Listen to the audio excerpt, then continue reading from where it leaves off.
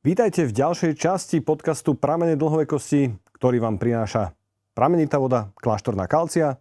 Dnes máme ďalšieho špeciálneho hostia.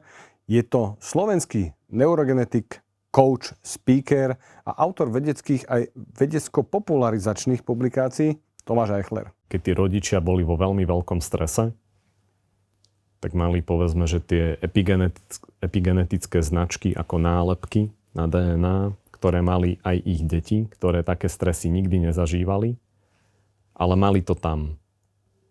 A časom sa odbúrali.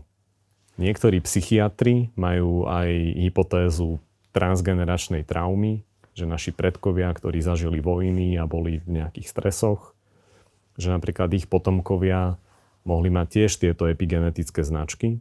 Manažovanie si emócií, redukcia stresu aj vďaka meditácii môže pomôcť odlepiť tieto epigenetické značky.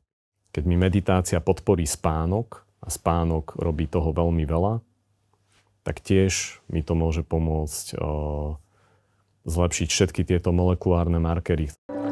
Pramene dlhovekosti vám prináša kláštorná kalcia.